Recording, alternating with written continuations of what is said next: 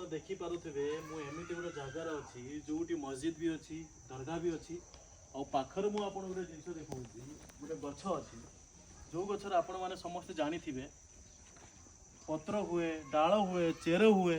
ହେଲେ ସେ ଗଛରୁ ଆପଣମାନଙ୍କୁ ମୁଁ ଦେଖାଉଛି, ସେ ଗଛରୁ ଆପଣ ଦେଖନ୍ତୁ ପ୍ରତି ବର୍ଷ ଲୁହାର କଡ଼ା यानी ଚେନ୍ ବାହାରୁଛି। ଆପଣ ଦେଖିପାରୁଥିବେ, ମୁଁ ଜୁମ୍ କରିକି ଆପଣଙ୍କୁ ଦେଖାଉଛି। ପ୍ରତି ବର୍ଷ ଚେନ୍ ବାହାରୁଛି, ଗୋଟେ ଗୋଟେ ଗୋଟେ ଗୋଟେ କରି ଚେନ୍ ବାହାରୁଛି। କେମିତି ବାହାରୁଛି ମାନେ କାହାକୁ ଶୁଣିଲା ପରେ ବିଶ୍ୱାସ ବି ହେବନି, ମୋତେ ବି ବିଶ୍ୱାସ ହେଇନଥିଲା। ଆଉ ମୁଁ ଆସିକି ଏଠି ଦେଖୁଛି ଗଛରୁ ପତ୍ର ଡାଳ ବାହାରିବା ମୁଁ ଦେଖିଛି ବର ଗଛରୁ, ହେଲେ ଲୁହାର ଚେନ୍ ବାହାରିବା ମୋ ଲାଇଫ୍ର ଫାର୍ଷ୍ଟ ଟାଇମ୍ ଆସିକି ଦେଖୁଛି। ମୋତେ ବିଲିଭ୍ ହେଉନଥିଲା।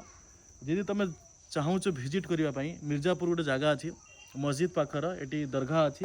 ଆଉ ଏ ତା ସାମ୍ନାରେ ପୁରା ଫ୍ରଣ୍ଟରେ ଗଛ ଅଛି। ଆଉ ତ ଦେଖିପାରୁଥିବୁ କେଉଁଠୁ ବାହାରୁଛି, ପୁରା ଭିତରୁ ବାହାରୁଛି।